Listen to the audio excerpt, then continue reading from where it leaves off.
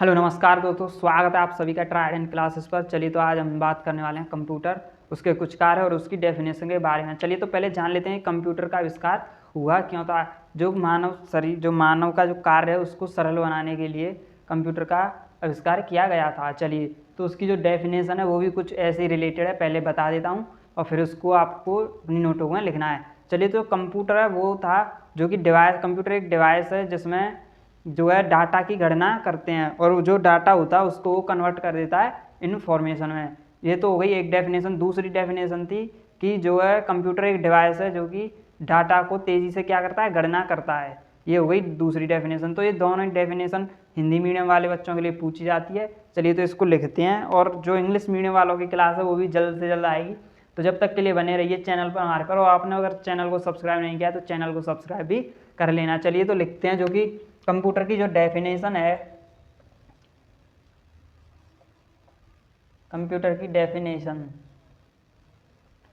चलिए तो जो पहली डेफिनेशन है इसकी वो है कंप्यूटर।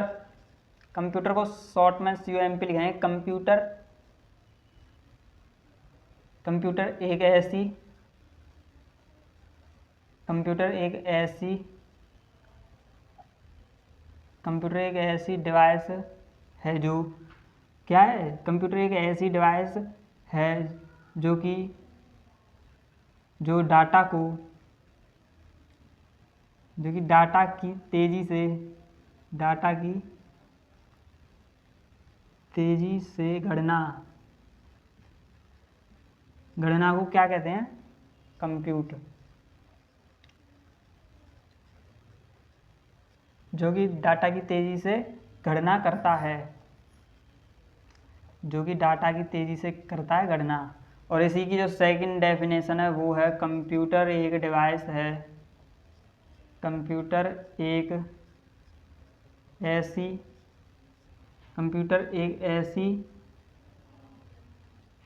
डिवाइस है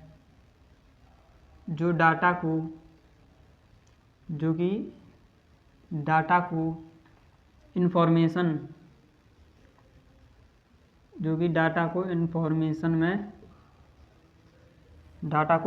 में क्या कर देता है, बदल देता है, इन्फॉर्मेशन में बदल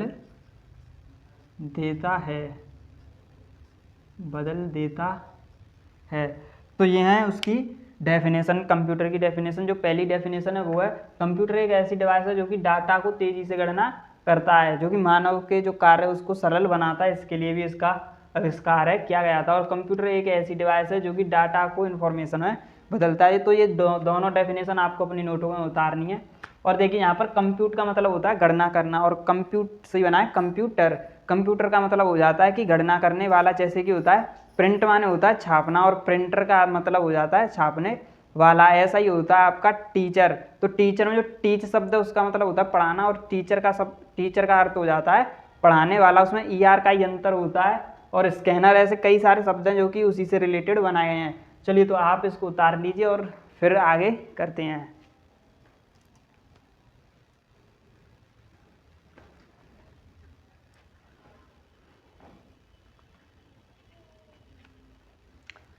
चलिए तो इसको रफ कर देते हैं। और उतारने का जो मेथड है मैंने आपको बता दिया। वीडियो को स्टॉप करके आराम से उतारना, और बीच में गैप मिलता है आपको उतारने का। चलिए तो अब जो है कंप्यूटर के कार्य जानते हैं। कंप्यूटर के क्या क्या कार्य होते हैं, ये हैं कंप्यूटर के कार्य। चलिए तो पहले सबसे पहले एक डायग्राम से समझते हैं। ये क्या है, कंप्यूटर, और ये क्या है,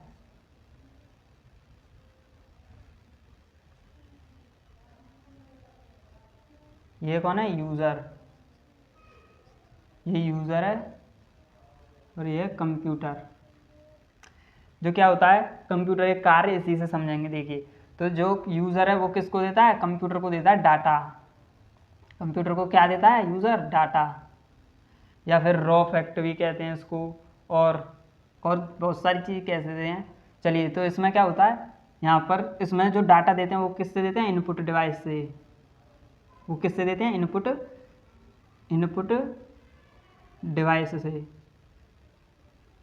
डिवाइस से।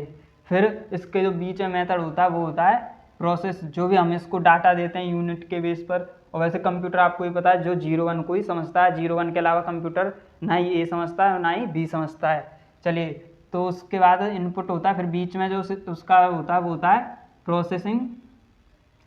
प्रोसेसिंग यूनिट,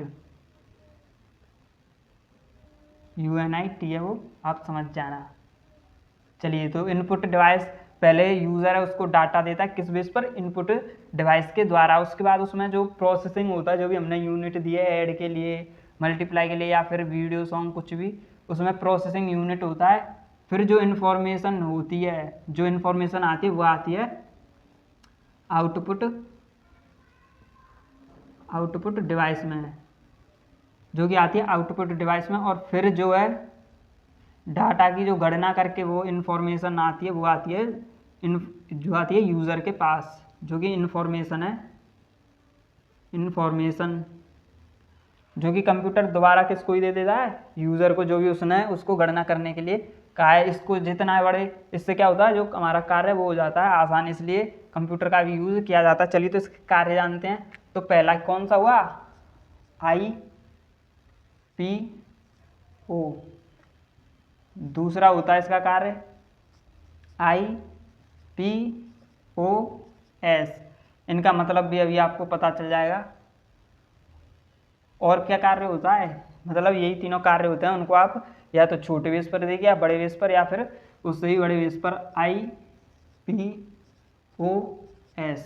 चलिए, तो अब यहाँ पर जो I है, O है और PSC, यहाँ पर क्या हो जाता है, C जो है, इनका मतलब भी जानते हैं। तो सबसे पहले जो, अगर आपके पेपर में IPO आया है, यानी कि I का मतलब क्या होता है, यहाँ पर I का मतलब होता है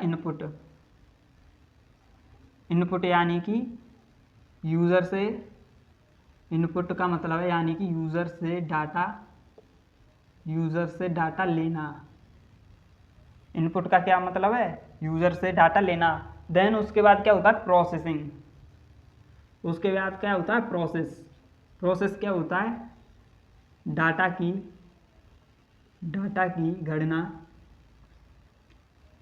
गणना करना।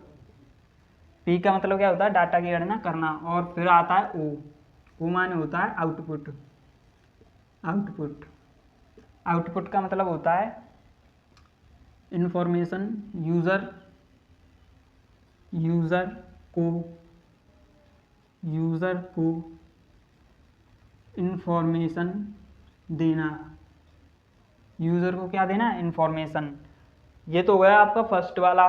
सेकंड है, उसमें आ जाता है S, यानी कि ये जो सिंपल कार्य आप उसको भी किसी को बता सकते हो या पेपर में लिख कर आ सकते हो। अगर उसमें आपको और एडिट करना है तो फिर करना है स्टोरेज। एडिट क्या करना है, स्टोरेज यानी कि डाटा का भंडारण। डाटा का क्या करता है, भंडारण, जो कि डाटा को है कंप्यूटर अपने आप में क्या करके रखता है, स्टोर। और अगर उससे भी आपको बड़ी डेफिनेशन लिखनी है, या फिर अगर आपके कोई पेपर में टिक मार का या कुछ आया है, तो वहाँ पर आप और भी देख सकते हैं। C मान होता है कंट्रोल। तो जो कंप्यूटर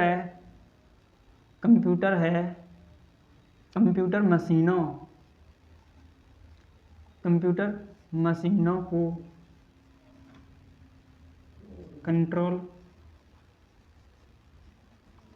कंट्रोल करता है।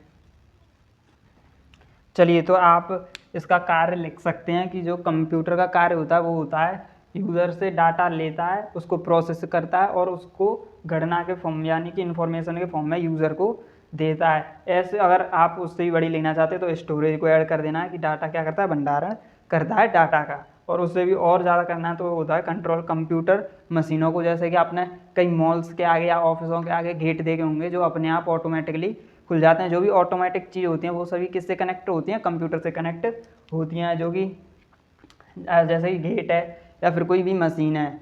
चलिए, और जो क्या होता है यहीं से, ये देखिए एक आपने फुल फॉर्म सबसे ज़्यादा सुनी होगी, CPU।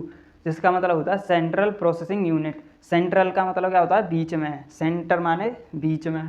तो ये देखिए इनपुट और आउटपुट के बीच में क्या हो रहा है, प्रोसेस, इनपुट और आउटपुट के बीच में यानी कि सेंटर में, इसको क्या बोल लेते हैं, सेंट्रल, सेंट्रल प्रोसेसिंग यूनिट। तो जो इसकी जो इसका फुल फॉर्म है सीपीयू का, वो भी इधर से बनता है, सेंट्रल प्रोसेसिंग यूनिट। तो आपको ये भी याद रखनी है, जो कि है सीपीयू, सीपीयू की फुल फॉर्म।